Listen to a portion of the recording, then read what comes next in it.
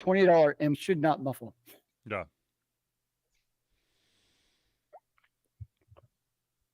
Okay. I hate that. There we go. It's like the default Twitch stream before you pop out, like our faces are magnified. It just looks creepy. Is it? Like, so if you load Twitch and Mhm. like it's the first pop up before like it's you clicked into it, like it zooms into the upper left by 50%. It just looks weird. Of course.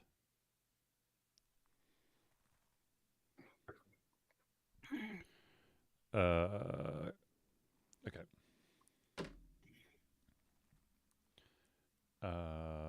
Let's hit record. So I messed up. I thought I actually had posted the last week's show, but I have not. So Oh shit! Do we have to do last week's again? no. Let's do a 4-hour show where we repeat everything verbatim. No. Read off the script. There is no script. Oh well, that's part of the fun, right? Exactly. All right. So let's. Random question. Yeah. I have my AC on, just popped on. Do you hear any difference? Just curious. No. Okay, good. If I did, then that's not a very good mic. Well, that's fair. I mean, I was hoping you'd say no. Yeah. All right, let's see here. Hit the record button. Then we're going to mute Zelius. Then myself. And then we will go. Here we go.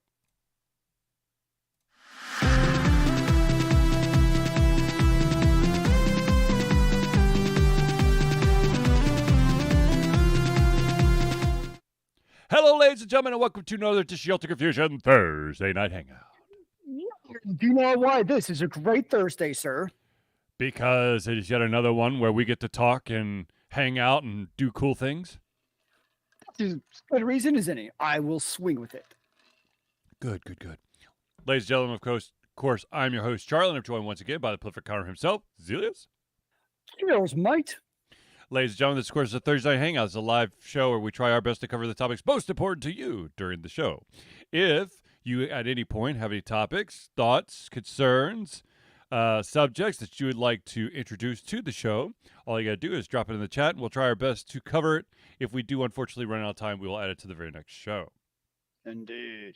All right, so first bit of news is the new Zelda came out, and my wallet is $69.99 lighter. What? How did that happen? Well, see, there's the story of a boy named Charlie who's played a lot of Zelda games, and he promised himself he wasn't going to buy the Zelda game until he beat some other games, but then he was like, that's absolute crap, and he went ahead and bought the Zelda game. That's fully acceptable, and I approve of buying the Zelda game. And what does Charlie think so far? So, as many of you know, I'm playing the Star Wars Jedi Survivor game, and I have to fully admit I cannot play that game and Zelda at the same time because the controller scheme is so different. Ah, yes. That makes sense. You go from like one game to the other, and your brain's just like, does not compute. Oh, dude, the biggest thing is that for Zelda, X is jump. Whereas X on in Star Wars Jedi is swing sword. Can you rebind your keys? I don't think so. I think you could do it in Star Wars, but not Zelda. But I could be wrong. What if you rebinded all the Star Wars to be like Zelda? No, I'm okay because Star Wars, I've gotten far enough in the game where I've gotten used to, I can hit the button combos without thinking too much. I don't want to have to relearn all that stuff. Now, just wait till you go back to Star Wars someday, and then you're going to start playing like you're playing in Zelda. Oh, no, I stopped playing Zelda, and I went back to Star Wars because I know I'm getting into the third act in Star Wars. So I'm going to try to sprint through that so then I can put my full undivided attention to Zelda. Now, that being said, I did put quite a few hours into Zelda before I made that decision. That makes sense. I totally get that. But but speaking of Zelda, I know this is going to come as a huge shock to everyone, but Legend of Zelda: Tears of the Kingdom has officially become the fastest-selling game in the Zelda franchise. Well, no shit, Sherlock. If you're doing something right, every single release should be the fastest-selling game in the series. Well, A, it had the hype Yep. because everyone was already saying it was the bee's knees. Yep. And B, if you look at probably the number of consoles in the hands of children everywhere, it's already greater than what they first Zelda had. So therefore, you just have a greater audience to dig into the awesomeness. Indeed. I don't remember when this. I don't know when this number was taken, but it released on Friday, and at the point where I pulled the story, it was already at 10 million units sold. So I'm sure it's higher than that, and it's 4 million in the U.S. alone. I mean, it's amazing what happens when you put out a game that's well put together. It's not based on FOMO, fear of missing out. It's not based on microtransactions. It actually has a complete game that's not just bug ridden, Yep. where you can't do like 80% of the things. Oh, and it's actually a good game. I mean, it's amazing how you put those things together. It's not really rocket science. I know an MBA will make you think it is rocket science.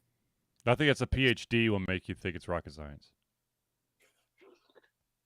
I don't know, man. Those rockets cost money too. The MBA's got to make you money somehow. Touche. So, anyways,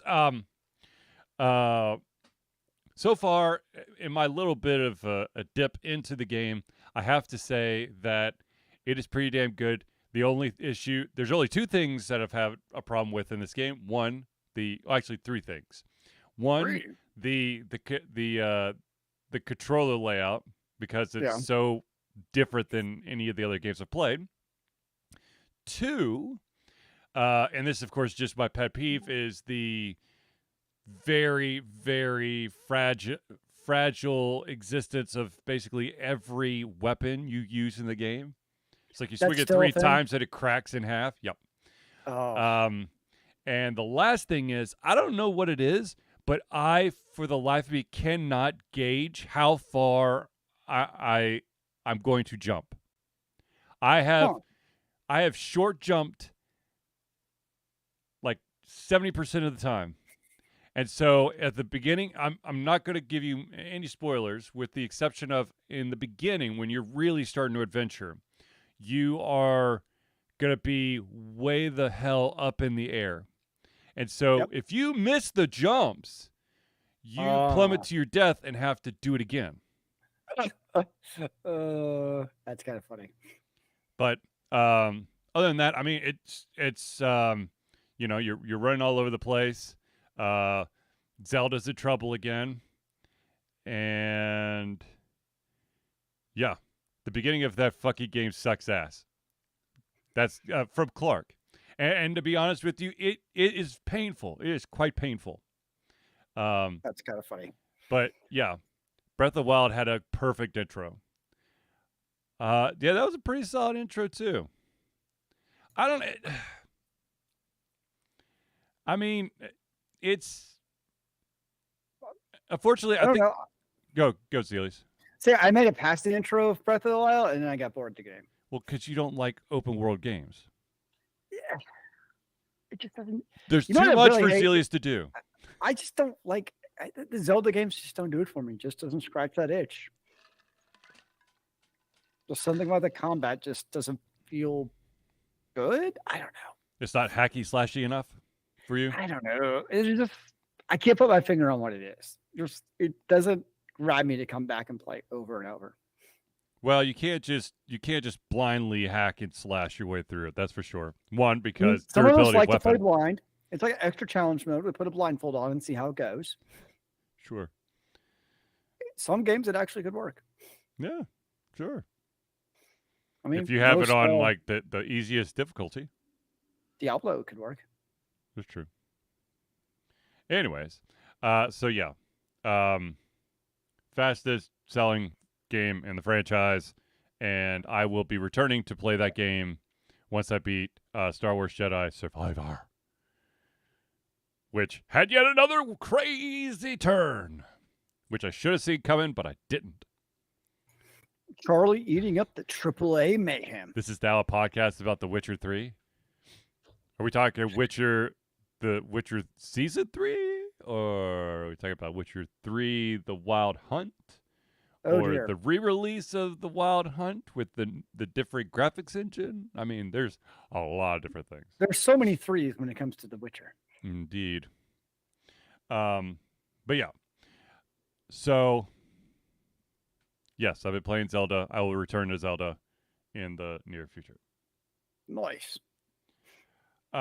Speaking of, I guess, things that I continue to return to. No, just the Geralt naked scenes. Oh, can we I was just thinking The Witcher threes, you could have Geralt, Yennefer, and Triss. There's a three. Indeed. Can we just talk about Geralt's grunts and how they mean so many things? The grunts and the fucks. Yep. They just have such meaning depending on how they're pronunciated, how they come out. Mm-hmm. It's like entirely different language that I wish I could speak. Agreed. Maybe I should try that like at our next work meeting. I'm just going to be Start like Geralt grunting. and see how it goes. Yes. Yep. And I'm got a big sword too. Are you going to be sitting in a big ass rain barrel? I'll do it from my bathtub. There you Closest go. I got. There you go. Okay. Speaking of types of games that Charlie keeps going back to, we had talked about the fact that there was an announcement for a episodic Telltale game for The Expanse. Mm-hmm. And they are finally going to give us a release date. There will be 5 episodes in total, and the first episode will go live July 27th, and more episodes will follow in the weeks after. So basically, from my understanding, each episode will follow 2 weeks after each other, which puts the target end date in September. Have you seen The Expanse? Remember, we had this conversation where The Expanse and what was it, Dark Space?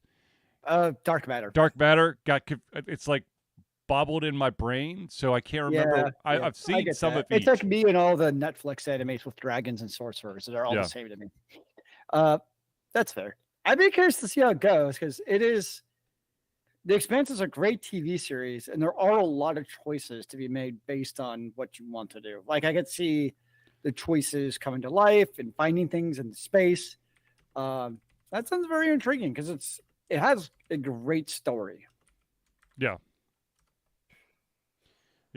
So, but I like. Okay, so here's the thing, and this is for anybody out there who ever wants to make an episodic game.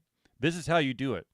You at least so they have a cap, 5 episodes. Good starting point. They actually have they'll have them all ready for release every 2 weeks because episodic content is not all that long. You can't Did they just say how many hours it's going to be all combined? I don't know, but my guess would probably be my money's probably 2 hours per episode, so probably a 10-hour game would be my guess. I'm trying to remember how long previous episodic games have been that I've played. That sounds about right per episode. Yeah. But what was it? Oh God, there's a game I reviewed a long time ago. The first episode was free. And then the next one was like $4.99, which seems fine. However, in the free thing, the entire episode lasted 50 minutes. Okay. And your $5.99 second entry was 48 minutes. So you're paying for less content. Or you could look at you paid $5 for a total of an hour and 50 minutes of content. No. That's not how I see it, damn it. You just got to broaden your financial horizons, apparently. Sure. We'll say that. So what I'm hearing is if the free episode was 10 minutes long and then the paid $5.99 episode was then an hour and a half long, you would have been better financially satiated. Well, I mean, the thing is, like, in my mind, I understand that the free thing should be like a sampler, like an appetizer. It's not going to be the full course. It's going to be something to wet your whistle to. But then when you pay for the next round, it should be at least double the content, in my opinion. So if it's like a 30-minute thing, then make it the first one that you have to pay for an hour. That's just how I see it. The mind's a funny thing. Indeed, it is. Now, of course, speaking of, the mind and the way that games are and whatever, this is a friendly reminder that MomoCon happens at the end of this month and that Alter Confusion will be presenting a panel, Video Games Changing for the Good, ? Thursday night at 7:30. I do not know the room, but we'll be talking about the changes in video game distribution, episodic content, all that fun stuff. So if you're at MomoCon, come by. Nice. The next bit of news is tragic for Zelius, and I'm going to try to keep him from crying, ladies and gentlemen. It's been too late. I've already been crying. Okay, so Overwatch 2 PvE features are being scrapped left and right. Now we remember that before Overwatch 2 was set to release, they were basically saying, there's going to be a lot of PvE in there, right? Now it's less PvE and more co-op-ish, which can, still have some PvE stuff, but the game director has basically come out and said several major features, including hero mode and talents, will not make it into the game. The decision to cut these progression aspects from the upcoming PvE was largely made in order for the team to continue effectively developing the game's live service aspect. And of course, he goes on and says, you can still look forward to a wealth of co-op PvE, story missions, cinematics, and single-player hero mastery challenges, which will drop in Season 6. But it's not going to be anywhere close to the scope that they first promised. It just pisses me off because this all started, about 2016 or 17-ish, Yep. when Jeff Kaplan had dropped the news, and the whole idea, which made perfect sense to all of us Overwatchers, because, I spent a lot of hours in Overwatch. Absolutely. Was you already had a great core PvP game, and it was a fantastic PvP game. I mean, It was like top of the game pyramid at the time. And then you add on basically PvE, and everybody's like, dude, that's cool. You got your PvP, you got PvE, everyone's happy, life goes on, right? And then, as we know, Overwatch fell into a couple-year hiatus of basically releasing content. And we were all kind of like waiting, like, okay, we're on hold, we're cool, because we know when Overwatch 2 drops, it's because it's going to have this fantastic PvE element, and the PvE is still going to be fantastic. Instead, what we basically got is a bullshit bait and switch where Blizzard, in all their infinite wisdom, basically made it into the definition of the FOMO, fear of missing out, and microtransaction hell with the not loot boxes, but Game Pass. Thank you, Game Pass. Or Battle Pass. Sorry, Battle Pass. Yeah, Battle Pass. And it's kind of, there's a meme that flies around sometimes in the gaming forums, but it's so true with Overwatch, where it's the idea of you figure out first, how can we make a lot of money on this game? How can we milk people for every cent that they're worth? Oh, and then I guess we'll put a game on top of the microtransactions. And that's exactly what happened with Overwatch too. And that's why people like myself who are hardcore into Overwatch 1 are so pissed off about it, is because Eternal was a fantastic game that we were all very happy to pay $30 to $60 for the full price and have this great game, and then basically turned it into this hellish landscape that is what has happened to a lot of games. I mean, it's not just Overwatch, I realize that, but it's really the cell phone model. That's what it feels like. Yeah.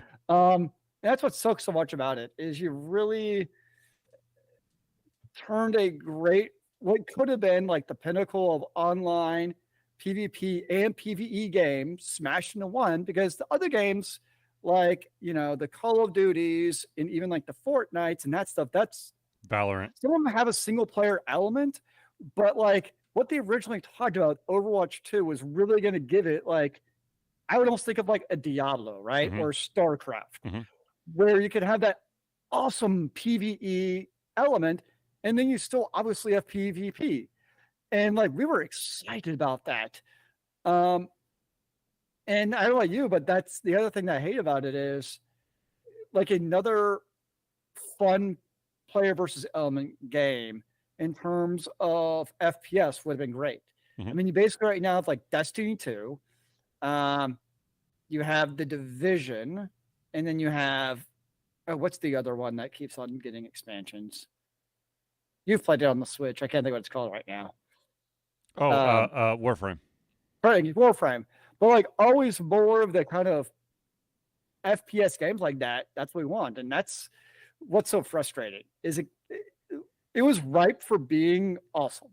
It really was. Instead, it turned into basically bean counter hell of microtransactions in the battle pass. Actually, It just sucks. when I first heard Overwatch 2 was going to have PvE, it kind of made me think of a game which unfortunately has long gone bye-bye. There's a game called what was it called? Firefall. Huh. Oh wow. Yeah. I remember playing that years ago with you, I think. Yeah, dude, cuz I mean like, your rigs, your gear kind of remind me of like a lot of the Overwatch characters, and Yeah. that type of PvE feel to it kind of, I would think, would have, looked solid, with Overwatch aesthetics. But I guess we'll never see it. Well, and for people like me, it also, I know I'm not alone in this, it gives us a much bigger red flag when it comes to Diablo 4. Yep. And I mean, it's somebody who bought Diablo 3 on day one. I was very interested in Diablo 4, but now I'm definitely holding off to be like, where is it going to go? Mhm. Because that's obviously it's the Activision model of milk it for what it's rinsed it dry. Yep. So it's sad. But it also further reinforces I have no plans of going back to Overwatch anytime soon. They basically kind of killed myself and many people's goodwill towards the game. Well, also remember they've seen a population crash. Like the number of concurrent users has steadily been plummeting. I mean, you take a fantastic game that was adored by the audience and basically make it into a battle pass microtransaction ridden hell, and you really don't actually improve the gameplay much. Bingo. Who would have thought? Mm. And I think the thing that like frustrates most people, it's like, what the hell did you spend like basically 3 years doing? Because it was like what I mean, it was a pretty lengthy drought there. Really nothing. You want honestly to know what they've been doing all this time? Paying Figure out how people to to do be battle pass. quiet. What? Paying people to be quiet. Well, oh, They were having to deal with all those fucking lawsuits. True that. True that. Yeah. The dark underbelly of the gaming, well, Activision, really. But, okay. Anyways, let's get a little less depressed. Actually, let's get potentially depressed, but also giggle at the same time. How about that? I'm very confused. Okay. Well, I'm going to try to alter that confusion and make you understand. Okay. So, as we've discussed many a times, the emergence of AI is here, and Skynet is but a moment away. And there's this wonderful thing called Chat GPT, which is an AI writing program. And it I'm not going to give the exact university, but there was a professor at a university in Texas Mm. who took all of the students' final essays and put it through Chat GPT to check for AI plagiarism. And trying to be that cool kid, the professor didn't really understand what the hell he was doing. And unfortunately, almost every single essay that he fed into Chat GPT came back as Chat GPT wrote the essay, which Man, all those kids cheated. That's terrible. when in fact that was not the case for any of them. What? So, fun fact: Chat GPT can't discern the difference between artificial and original thought. Therefore, it automatically could claim that it penned every single one of those essays. That's awesome. Yeah, I saw a follow up to that where another professor Mhm. took papers like he had written, Yep. like papers, articles, fed them Chat GPT, and guess what? He didn't write those. It was Chat GPT. Correct. But it is Skynet, right? It's Chat GPT is actually going back through time and on our behalf writing all these documents. Or maybe this whole time we've actually been technologically driven by Chat GPT in the background. And now we're just coming to acknowledge its existence. But it's really it's that alien technology that's really been, directed mankind since we first discovered fire. Actually, no, it's all the Matrix. Chat Ooh. GPT is actually part of the programming, and it has indeed been writing all of our essays. We do not have any original thoughts. All of our thoughts have been pre-programmed into our brains. Yes. That's how crazy this world is. Yeah. I mean, I do know it is an interesting challenge for teachers to differentiate between what is a student written and if it is a Chat GPT paper, because it is trivial of, you're writing, given a paper to write about how much Blizzard and Activision sucks Yep. for your, computer science class and why you should not actually go work for them out of college. And ChatGPT will happily write you a paper on that. And Yep. you can dictate, like, I want it to be a 6th grade level. I want it to be a 12th grade level. So you can give it all kinds of parameters and it takes those into account and does a pretty damn good job, actually. I mean, you should proofread it because it will actually say at times, like, I, ChatGPT, think this. Yeah. So that might be a giveaway at times. But, it's tough because I get it on one hand. Like, the teachers have to battle against this, but on the other hand, just feeding into a algorithm isn't the solution either. Because your students can use AI to write papers now. Mm-hmm. And how do you tell? Right. Right. So I just find, it's always fun to. I'm sure this professor is a very smart individual, but sometimes it's really easy to show your age. That's all I have to say. Once again, speaking of AI created content, for those out there who continue to try to start Kickstarters with AI generated art, remember, Kickstarter no longer allows you to do that, so don't get all up in your britches when they're like, "But why did you suspend it? It's beautiful art that I was able to create thanks to a special program." Yeah, no. I do think if people are honest that it's AI created, I actually don't have an issue with it. I mean, it's no different than an artist to me saying, I created this using Photoshop and I use smoothing textures and other things.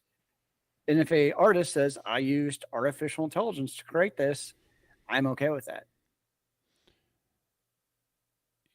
I mean, it's different if they say I drew it by hand and it was I created think by a lot of AI. people are trying to just pawn it off as original content, which it's Yeah, I not. mean, if they pawn it off as I created myself with no AI input, that's one thing. But if they're straightforward and they, this is how they created it, I don't see an issue with that if Mhm. there's transparency. Yeah, well, anywho, yeah.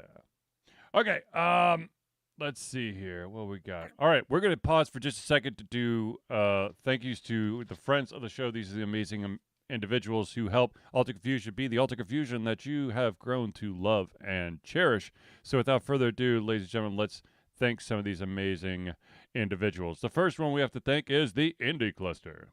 The Indie Cluster is an organization of independent game developers that want to gain exposure by being involved in the community.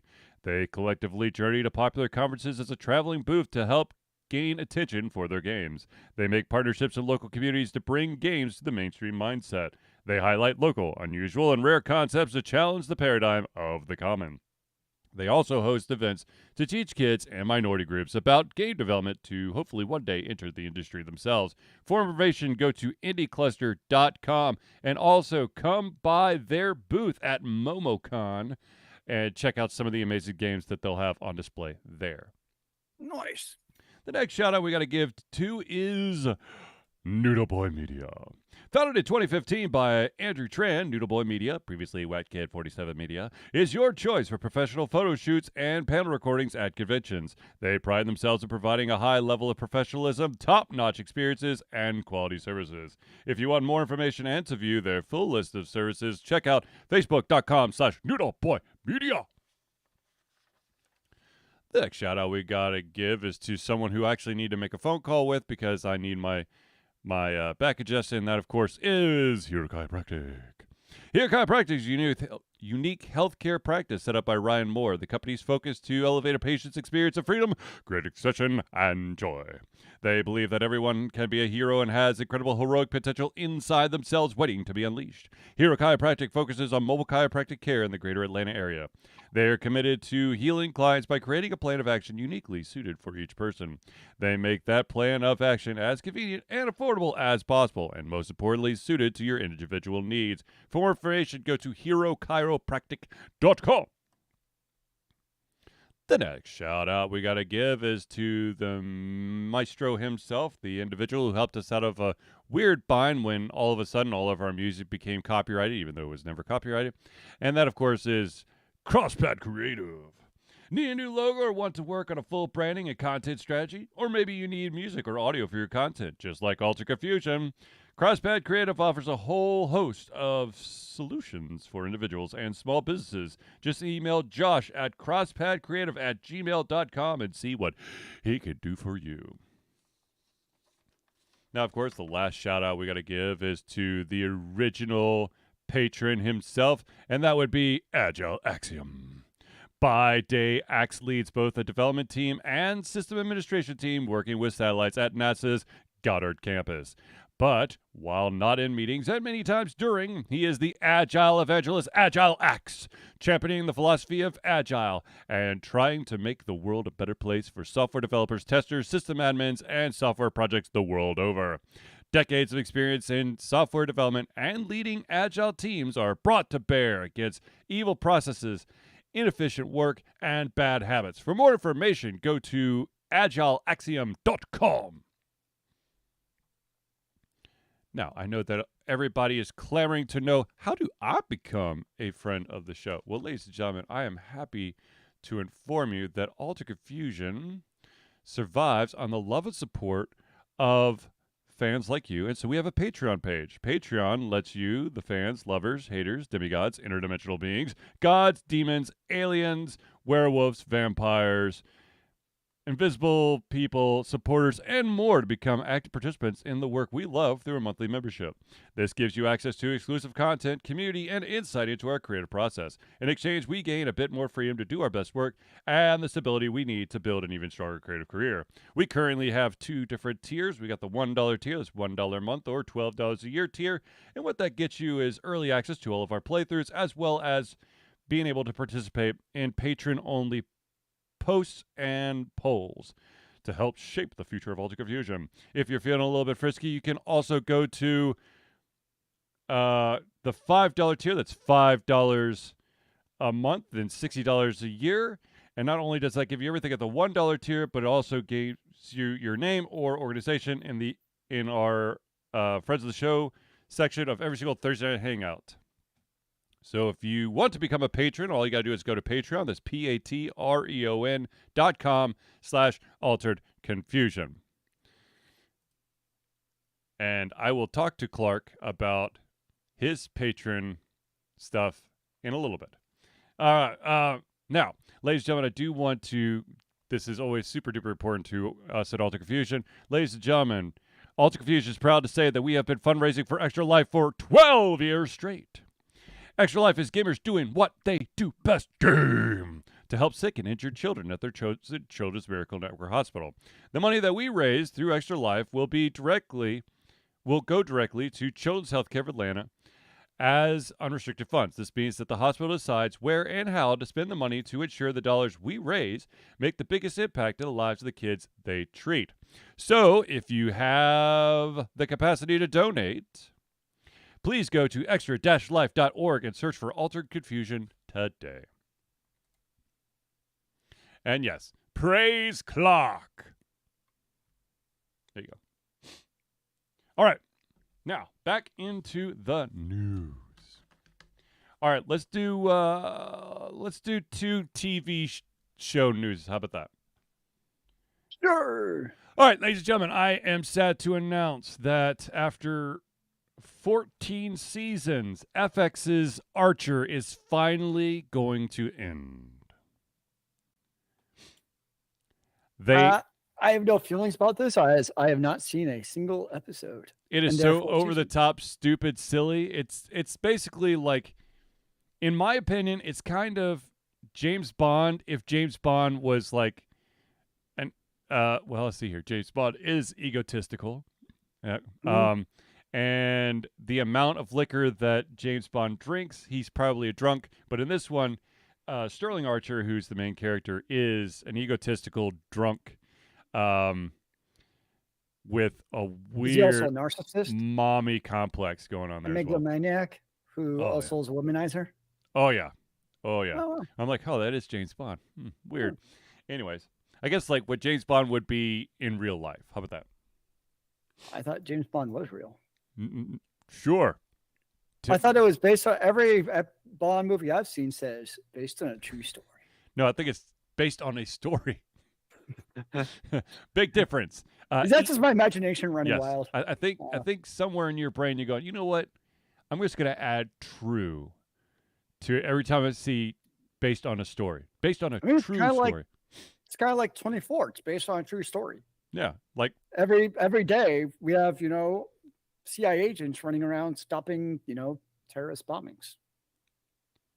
And of course, they don't sleep, eat, or pee the entire 24 hours. Yeah. I love how awkward it is to actually add human bodily function to shows. It's like, yeah, we've gone through an entire season where we've seen which the season has spanned, let's say, a year. And in that year, he has taken altogether, he has taken a 5-minute power nap. He's had 1 gallon of water and half a Twix bar.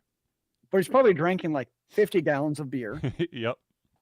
But it's like, at least TV shows, you have the other, 100 hours of the week to do your things. But in 24, you actually see the entire 24 hours of Jack Bauer. He doesn't sleep. He doesn't eat. He doesn't use the restroom. Does he even blow his nose? Who knows? Like, there's literally no time in those 24 hours for them to do any of the above. Crazy, man. Crazy. And he ends up saving the world 7 times. In 24 hours. Yeah, that's definitely realistic. But yes, Archer will be ending after 14 seasons. Now, it started back in 2009, and it's been pretty good. Are you an Archer fan? I could binge Archer, but then I need to take a break. I get that. But it's all but the thing is, like, I was never able to like truly keep up with Archer because I got to be in the mood. But when I'm in the mood, I'll binge watch like 6, 7, 8 episodes back to back to back to back to back. But in my honest opinion, the greatest Archer episode will always be the Bob's Burger crossover. Because the guy who voices Archer also voices Bob from Bob's Burgers, Huh. and so they did a real fun switcheroo where Archer has amnesia, and he's convinced that his name is Bob, and he works at a burger shop. Called Bob's I guess Burgers. that works. Yeah. That's one way to do crossover. It's a great crossover. I love crossovers if done right and they actually make sense. Well, does it have to make sense? If it's a comedic kind of sense, then yes. But if it's just like completely out of left field, like, I don't know, all of a sudden in 24, Princess Twilight Sparkles from Milo Ponies comes trotting across the screen, which I don't think is actually a Milo Pony name, but we're just going to go with Princess Twilight Sparkles. Good enough for me. You know, that would be just like a beyond bizarre crossover. I mean, you never know. Maybe you've just given the writers a brand new idea on what to do. I need to find the crystal of friendship. Jack Bauer, help me. Maybe that'll stop the evil terrorists who have the crazy anthrax. We'll all sing and hug by the end of it. I want to see Jack Bauer do that now. I want to see him hug a terrorist. Maybe that'll prevent them from being so angry at the world, and they can all just be happy again. Hey. Bring it in. Let's just bring it in. Come on. Just have we talked about Final Fantasy? Is that 16 or 14? 16. 16. I have not talked about 1 to 16. Yeah. I have not talked about Final Fantasy 16. Apparently, it's got a lot of hype. That's about all I know about it right now. Don't like almost all Final Fantasies have hype? And jokingly, I want to say this jokingly before anyone jumps down my freaking throat. Is it part of the hype that this might be it? It might actually be the Final Fantasy? Jason Bourne is better than Bauer. What? Who? Bauer. Well, I mean, it depends. From a purely tactical and fighting perspective, yes, I agree. Like, from a non-super meta, okay, from a non, like, let's just take the metahumans out, like Okay. a Captain America and Black Widow. Yep. Like, from a purely normal human perspective, not Jack Bauer. Jason Bourne is definitely at the top of the list as far as you need one person to fuck things up and basically save everything. He's definitely top of my list. And part of what I like about Jason Bourne from a thematic is obviously he can kick your ass. Obviously he's got the chops, but he's also extremely cerebral. Like everything about him, if you actually watch like even like the style in which he fights and like how he blocks people and fights them and it's everything he does, it's like he's been trained so cerebrally perfect to also be like as efficient as possible in everything they do. So he's definitely at the top of my list would be Jason Bourne as far as normal people badasses who can basically take on any of your fictional characters.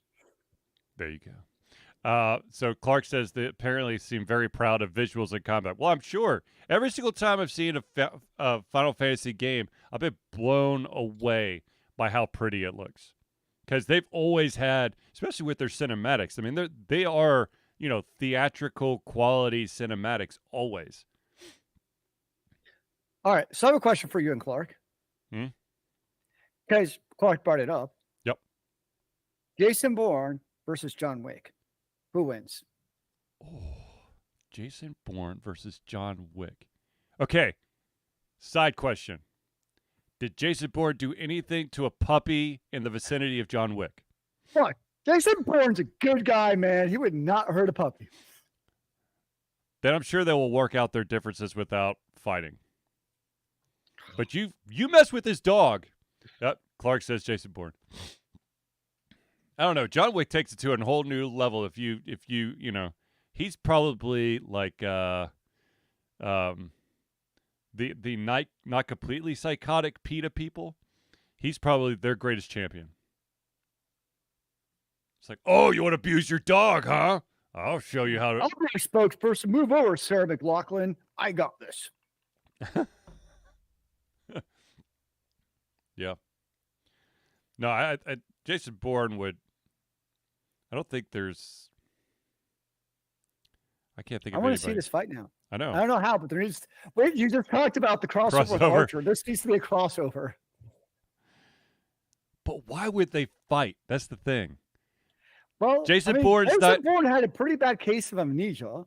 Maybe you trick him into thinking that like John Wick is a terrorist. Wick's puppy ate his wife. I don't know. Oh Jesus! He actually killed his wife for the puppy. Ooh, well, there you go. Yeah. Oh, now we're getting. He dark. was actually the Russian hitman who did it. Yep. Hmm. Oh boy! Oh boy! Oh boy! Oh boy! Oh boy! But yeah. Okay, speaking of also, like I said, we're going to talk about 2 TV shows. We talked about Archer. Now let's also talk about the fact that, yes, we reported this like a while ago when it first broke, but, the Futurama reboot? Because it was first on Fox, then it was on Comedy Central. Now Hulu's got it, and now we know when it will start. The first episode of the newest Futurama will premiere July 24th. And this is a 10-episode season. And this is what they are telling everybody from Hulu. It says, new viewers will be able to pick up the series from here, while longtime fans will recognize payoffs to decades-long mysteries, including developments in the epic love story of Fry and Leela, the mysterious contents of Nibbler's litter box, the secret history of evil robot Santa, and the whereabouts of Kif and Amy's tadpoles. Meanwhile, there's a whole new pandemic in town as the crew explores the future of vaccines, Bitcoin, cancel culture, and streaming TV. And is Charlie excited about this? Yes, I am. Alex says, okay, the characters are one thing, but who would you rather want on your team, Matt Damon or Keanu Reeves? I'm going to go with Keanu. I think the biggest difference I've seen, though, if you think about the way that they fight, is like if it's one-on-one, like you're fighting like the baddest bat on the planet, you've seen Jason Bourne do that. Like, I mean, he takes on like, the craziest badasses, treadstone people alive. And, they'll be brutal, but he can take them. Would it come down to like, you have 20 random gangsters trying to get you? That's kind of like John Wick's specialty.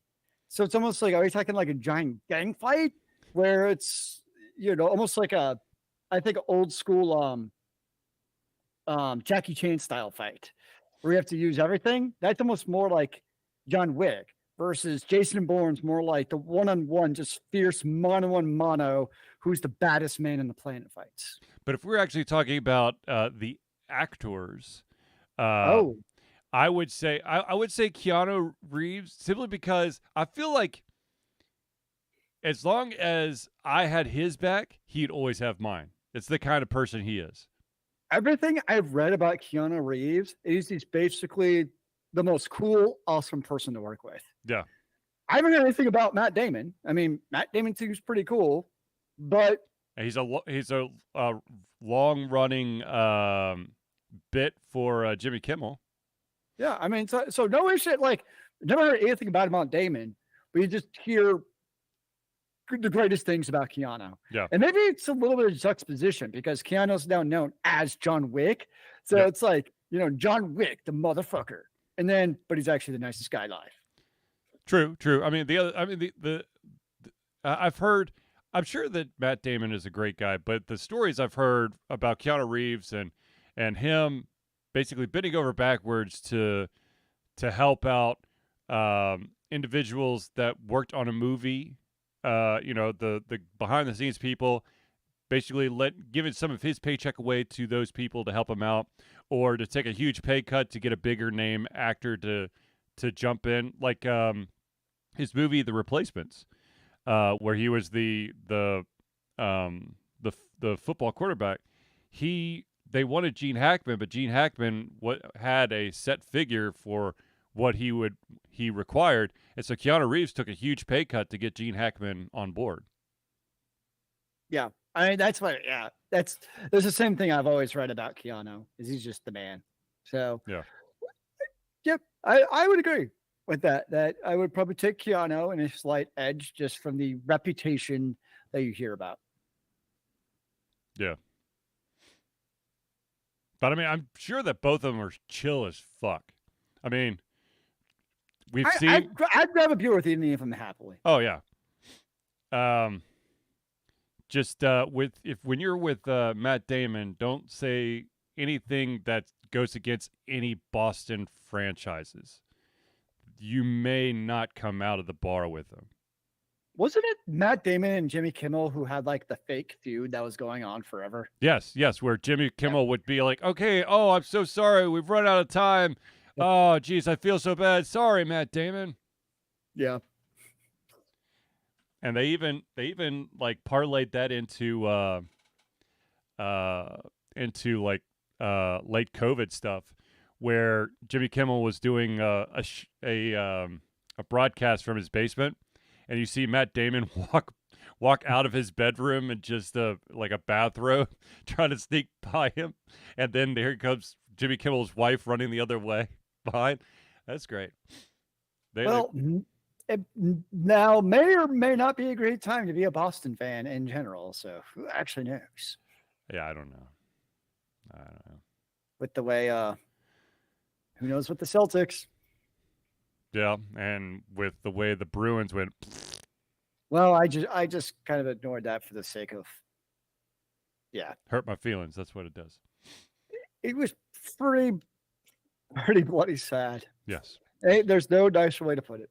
Yes. It was just sad. Okay, let's talk about something happy, damn it. Please.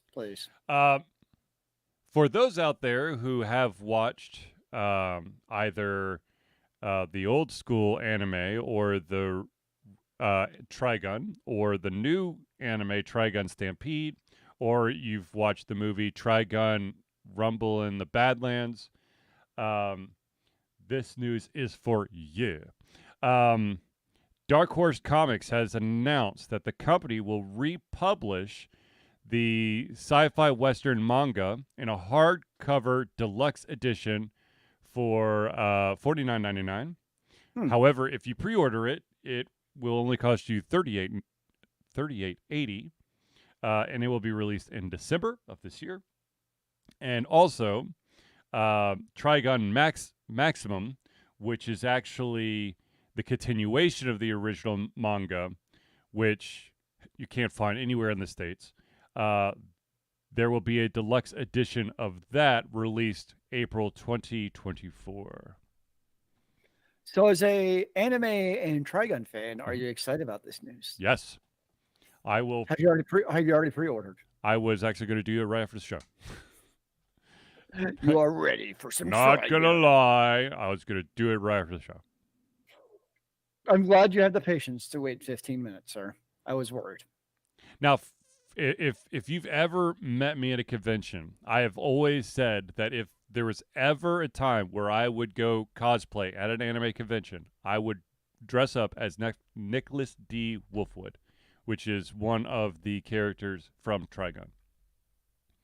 So yes, I am definitely all in on getting the original manga, because I want to see what are the differences between the manga and the anime, because with the original Trigun and then the new, like, redone Trigun Stampede, there's already big differences in some of the backstories of these characters. Do you like the changes? I don't know. One of the biggest changes that basically hits you in the face almost immediately in the first episode is the fact that one of the characters, oh my gosh, I just blanked out on her name. Well, we know it's a female, so that's half the battle. Yeah, now I've got it. Hold on, Trigun characters. Millie. Sure. Millie Thompson is not in Trigun Stampede. And how do you feel about that?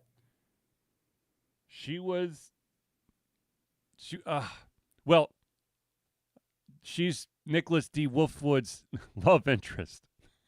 Oh, that sounds like a pretty important person. Reluctant love interest, I'd say. I think it's like no, not reluctant.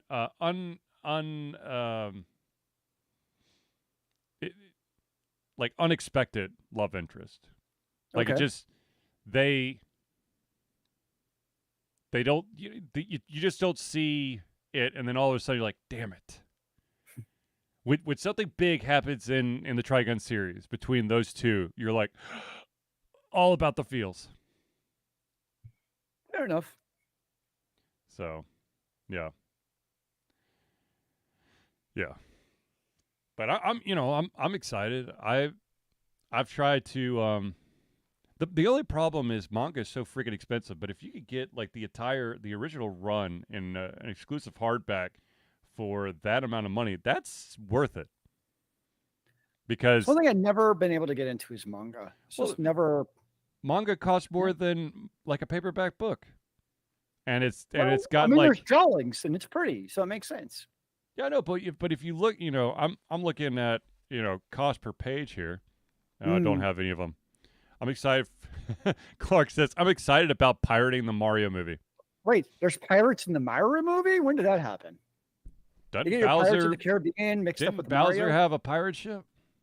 At least in He Mario stole 3? the pearl, the black pearl. I think that's different.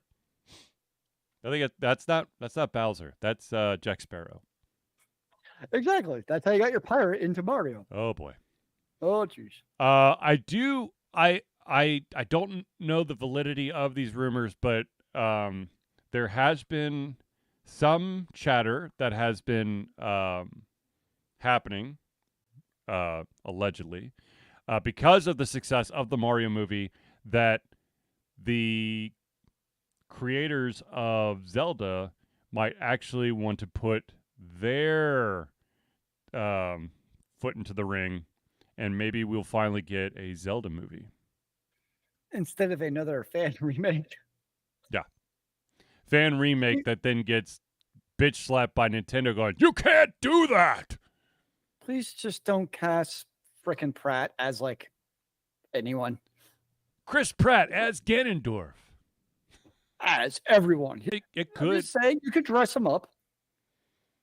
Yeah, well, you could dress up any actor or actress to play. I'm not saying it's a great idea. I tell you what, there are some actresses who play a very convincing male roles. Marlon Glenn Close Wayans did it the other way around. Huh? Marlon Wayans did it the other way around. Okay, we're not talking about white chicks. Jeez. Oh. Go back to time. Oh. Robin Williams. Yes, Robin Williams. Like I said, Glenn Close played an amazing portrayal. So did Kate Blanchett. Well, Glenn Close is one of the best actresses of our generation. Oh, obviously. Well, Kate Blanchett's pretty good too, though. Yeah, those. You know who did a good female role is Wesley Snipes. Oh God, I'm trying to remember all the characters. Patrick Swayze, and I can't remember the other person. They were all drag queens. It's like from With Love from Woo. I don't think I saw that one. I don't know how I ended up seeing it, but It's just they were all drag stars or drag queens. I mean, Patrick Swayze was a pretty boy too. Patrick Swayze. Let's see if I can actually get the correct name here. But yeah, there's plenty of individuals who Tu Wong Fu, thanks for everything. Julie Newmar is the name of the movie. That is news to me. I don't even recognize it. And it was in 1995, and it starred Wesley Snipes, Patrick Swayze, and John Leguizamo. Oh yeah. So, anyways, Random facts. Interesting. Indeed.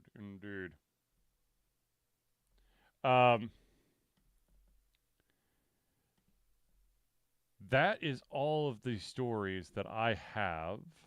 Zelius, did you have anything you wanted to add? Just them still pissed about Blizzard fucking up Overwatch. Still just makes me angry because I wanted that damn PvE element of a great game. Yes. And I just double checked here.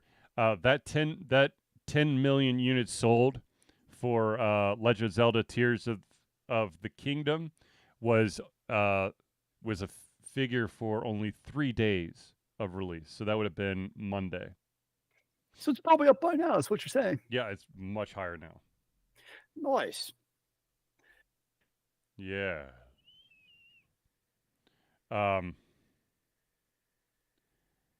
Yeah. I will, like I said, I want to play the game, but I have to finish the Star Wars game. I have to. No, that's fair. I totally get that. Like, especially when you also know it's a bigger game. Like, it's kind of one thing if it's a smaller game where you can kind of go back and forth, but that's a lot of investment. Yes. So just kind of get it done. I totally get that, sir. Yes. Well, anyways, ladies and gentlemen, I think we'll probably just wrap it up here. So, without further ado, ladies and gentlemen, I'd like to thank everyone for tuning in to the Ultra Confusion Thursday Night Hangout. For myself, Charlie, and Zelius, it's been a pleasure giving you to come our heads, our mouths, and of course, our hearts. We'll be back next Thursday for another Ultra Confusion Thursday Night Hangout. Remember, kids, keep on gaming in the free world. Amen to that, brother.